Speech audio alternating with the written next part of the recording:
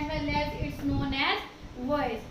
Earlier we have done, in my first video we have done voice related to present indefinite, and in my second video we have done active and passive related to past indefinite.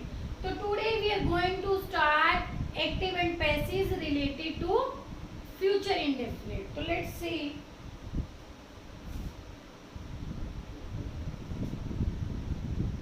Future indefinite. हाँ जी guys, तो like tense, every active and passive have three types. जैसे tense में three types होती हैं, like positive, negative, interrogative, वैसे ही active and passive में भी three types होती हैं. पॉजिटिव वॉइस होते हैं, नेगेटिव होते हैं और इंटेरोगेटिव होते हैं. तो इसमें क्या होगा, जब भी आपको एक्टिव वॉइस आएगा उसमें लगा होगा या तो विल या शैल प्लस फर्स्ट वर्ब. तो जब भी आपको एक्टिव वॉइस आएगा उसमें लगा होगा या तो विल या तो शैल प्लस फर्स्ट वर्ब. तो जब भी आप एक्टिव से पैसिव बनाओगे तो हम हमेशा क्या यूज करेंगे, विल बी या शैल बी प्लस. मैंने आपको बताया था कि चाहे एक्टिव में आपको फर्स्ट वर्ब आती है चाहे सेकंड आती है, बट जब भी हम एक्टिव से पैसिव बनाएंगे तो always we will use third verb. Keep one thing in your mind that if subject is I or we, then we will use shall be, and with others we will use will be. Okay?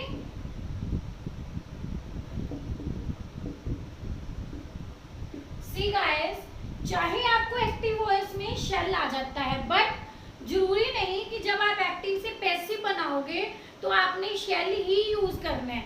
जब आपने active से passive बनाना है तो क्या होता है, our subject will change into object and our object will change into subject. तो हम अपना सब्जेक्ट देखेंगे, पैसिव वॉइस बनाते हुए हम अपना सब्जेक्ट देखेंगे. अगर वो आई है या वी है तो हम लोग शैल भी यूज करेंगे, और अगर with others we will use will be. And always we will use from active to passive. When you will convert active voice into passive voice, so with both always we will use third verb. Is that clear? So firstly we will start our positive.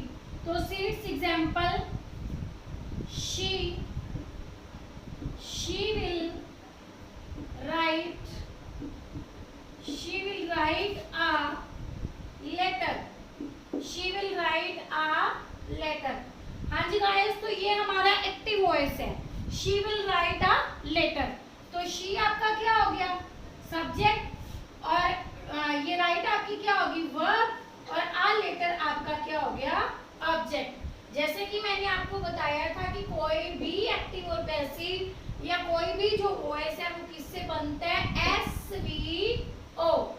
S means subject, V means verb, and O means object. Subject, verb, object. तो ये हमारा क्या हो गया, subject, ये हमारी क्या होगी, वर्ब, और ये हमारा क्या हो गया, object. She will write a letter. अब ये एक्टिव वॉइस है, जब हम इसको पैसिव में चेंज करेंगे, इसका आंसर लिखेंगे तो क्या होगा, our object will make our subject and our subject will convert into our object. तो आगे क्या आ जाएगा, अ लेटर. अब देखो गाइस, हमने इस चीज को नहीं देखना, we will follow this thing. अगर यहाँ पर एक्टिव से पैसिव जब हम बना रहे हैं तो अगर यहाँ पर आए है या वी है तो हम क्या यूज करेंगे, शैल. बट अगर आए या वी नहीं है, means with others we will use will. तो अ लेटर विल. अब देखो गाइस, एक्टिव वॉइस में बी वर्ड नहीं लगा होगा, बट जब हम एक्टिव से पैसिव बनाएंगे तो हम हमेशा कौन सा वर्ड यूज करेंगे, with will shall be. A letter will be write wrote written. Write wrote written. A letter will be written. A letter will be written by, हाँ जी, she change into her. She change into her. I have told you earlier about its rule that which thing will change into which. A letter will be written by her. Okay. they will play cricket, they will play cricket। हाँ जी, ये active voice है। अब हम active का क्या बनाएंगे, passive. तो see, it's our subject, it's our verb and it's our object. तो हमारा जो ऑब्जेक्ट है क्रिकेट वो आगे आ जाएगा।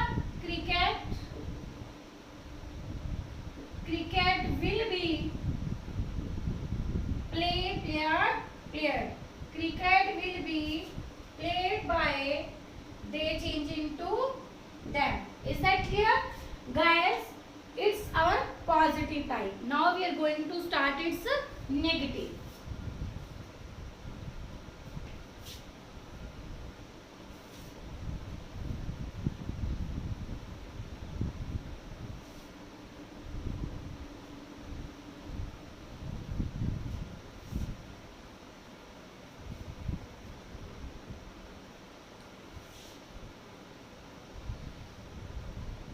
हाँ जी, नेगेटिव। तो नेगेटिव में क्या होगा गाइस, आपको या तो आएगा विल नॉट या फिर आएगा shall not plus same verb first verb. तो जब आप एक्टिव से पैसिव बनाओगे तो आप यूज करोगे will not B, shell not B plus always third verb. Rules will remain same. With I and we will use shall, and with others we will use will। Like I shall not buy, I shall not buy a car, I shall not buy a car। हाँ जी guys, तो अब आय है तो आय के साथ क्या लगा हुआ है, शैल। बट जब हम एक्टिव से पैसिव बनाएंगे तो ये कोई कंडीशन नहीं है कि अगर ऊपर शैल है तो हम नीचे भी शैल यूज करेंगे, बल्कि हम अपना क्या देखेंगे, ऑब्जेक्ट देखेंगे। अगर आपका ऑब्जेक्ट आय या वी है तो तब हम लोग शैल यूज करेंगे, अदरवाइज हम क्या यूज करेंगे, विल। तो आपका सब्जेक्ट क्या है, आय। Okay, it's your verb and it's your object। Subject, verb and object। तो आपका ऑब्जेक्ट क्या है, आ, कार। अब ना तो ये आए है और ना ही ये वी है, तो हम आ कार के साथ क्या यूज करेंगे, will not. A car will not be by bought bought, a car will not be by bought bought, bought by, I change into me, I change into me। okay, हाँ जी।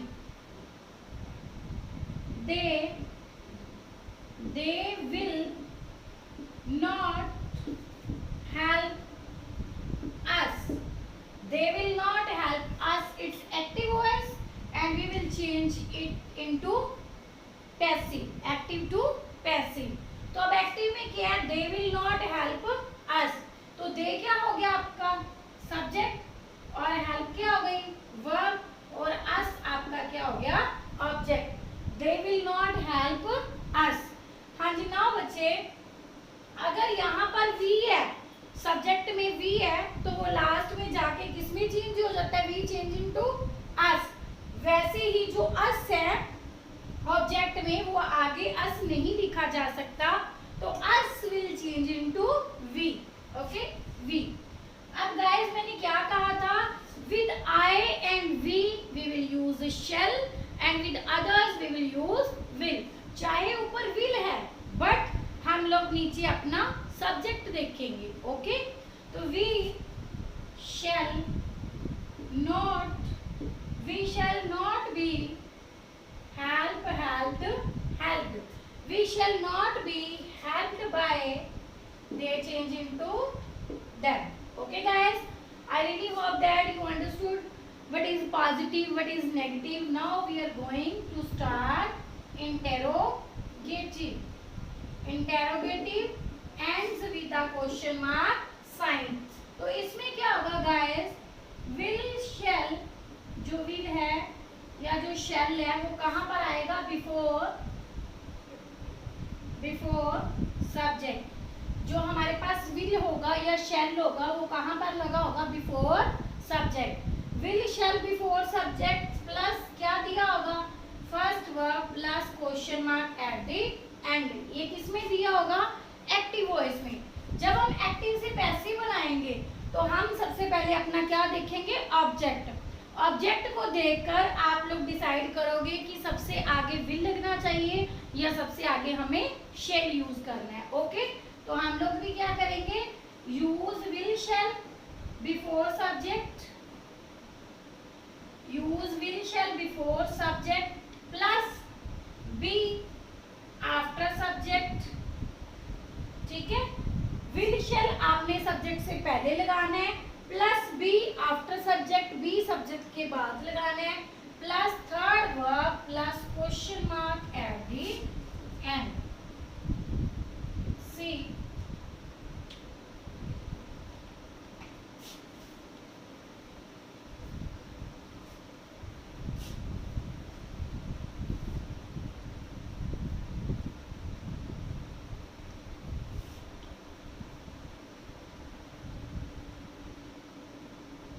हाँ जी, will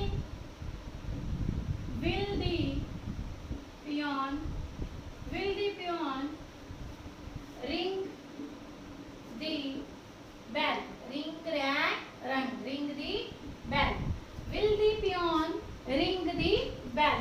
तो मैंने आपको क्या बोला था? इंटेरोगेटिव में जो विल होगा या शेल होगा वो कहाँ लगा होगा? सब्जेक्ट से पहले। It's your subject, it's a verb and it's a object. Okay, तो सब्जेक्ट, वर्ब एंड ऑब्जेक्ट। तो will the peon ring the bell. तो अब हम क्या करेंगे? पहले अपना ऑब्जेक्ट देखेंगे। हमारा ऑब्जेक्ट क्या है? The bell. तो दी बेल के साथ शेल यूज नहीं हो सकता, तो सबसे पहले हम क्या लगाएंगे? विल। उसके बाद जो हमारा सब्जेक्ट होगा वो जो हमारा ऑब्जेक्ट होगा वो क्या बन जाएगा? सब्जेक्ट। विल दी बेल, मैंने क्या कहा था? Use will shall before subject plus be after subject. तो अब यहाँ पर क्या लगेगा? बी, क्योंकि ये हमारा सब्जेक्ट है तो सब्जेक्ट से पहले विल या शेल और सब्जेक्ट के बाद क्या लग जाएगा? B.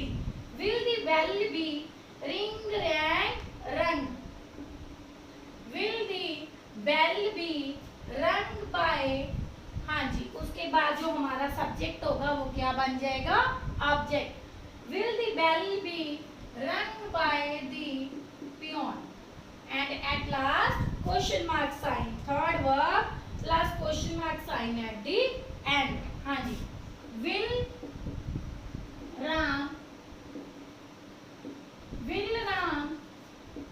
write a letter? will Ram write a letter? question mark। हाँ जी गाइस, a letter के साथ क्या यूज होगा? will a letter be write or written? will a letter be written by Ram? at last question mark sign। हाँ जी guys, तो यहाँ पर आकर हमारा ये जो future indefinite means this active and passive related to future indefinite यहाँ पर आकर हमारा खत्म होता है। तो आई रियली होप दैट कि आपको ये जो 3 वॉइस है वो अच्छे से समझ आ गए होंगे। फर्स्ट वीडियो में हमने किया था प्रेजेंट इंडेफिनेट से रिलेटेड, सेकंड वीडियो में हमने किया था पास्ट इंडेफिनेट से रिलेटेड, और आज हमने किया फ्यूचर इंडेफिनेट से related. Guys, if you have any doubt related to voice, so then please comment in our comment box. Thanks. Have a